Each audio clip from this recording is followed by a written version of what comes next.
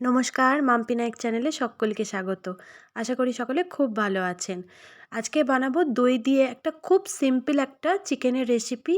এটা খুব চটজলদি হয়ে যায় এবং খুব কম উপকরণে খুব ঝটপট এই রান্নাটা হয়ে যায়, আর খেতেও খুব টেস্টি হয়। প্রথমে আমি 500 গ্রাম চিকেন জল ঝরিয়ে রেখে দিয়েছি। তারপর এর মধ্যে আমি দিয়ে দিলাম টক দই আর নুন, আর একটু গোলমরিচ গুঁড়ো দিয়ে দেবো। দিয়ে এটা খুব ভালো করে আমি মেখে আধা ঘন্টা এইভাবে রেখে দেবো চাপা দিয়ে। তারপর ভালো করে কড়াইয়ে তেল গরম করে আমি এর মধ্যে কিছু গরম মশলা ফোড়ন দিয়ে দেব।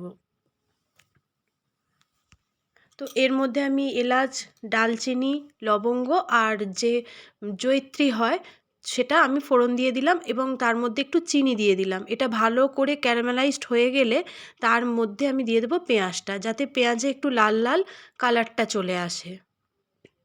তো ভালো করে পেঁয়াজটা আমি ভেজে নেব লাল লাল করে। তারপরে এই দেখুন পেঁয়াজটা কি সুন্দর একটা বাদামি কালার চলে এসছে। তারপরে আমি ম্যারিনেট করা চিকেনটা এর মধ্যে দিয়ে দেব। দিয়ে এবার খুব ভালো করে এটা নাড়িয়ে চাড়িয়ে কষতে হবে। কিছুক্ষণ কষানোর পর আমি এর মধ্যে দিয়ে দেব হলুদ গুঁড়ো, তারপর দিয়ে দেব লঙ্কা গুঁড়ো। এটা নর্মাল লঙ্কা গুঁড়ো, আমরা একটু ঝাল বেশি খাই, একটু বেশি দিলাম। আপনারা যেরকম যে ঝাল খান সেরকম অনুযায়ী দেবেন। দিয়ে এগুলো খুব ভালো করে এর মধ্যে নাড়িয়ে চাড়িয়ে কষাতে হবে। আর যেহেতু দই দেওয়া তলায় একটু লেগে যাবে, তো একটু জল দিয়ে আপনারা এটা কষিয়ে নেবেন।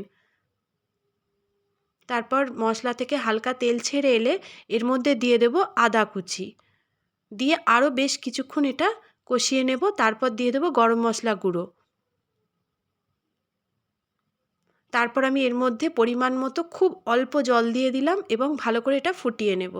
তারপর এই যে দেখুন জলটা একদম টেনে এসছে, নামানোর আগে একটু ধনেপাতা দিয়ে দেবো। দিয়ে দিলে ব্যাস আমার রান্নাটা রেডি হয়ে গেছে। এই দেখুন বন্ধুরা, খুব সহজেই চিকেন রেসিপিটা রেডি হয়ে গেল, আর খেতেও খুব টেস্টি। আপনারা প্লিজ এটা ট্রাই করবেন। অনেক ধন্যবাদ।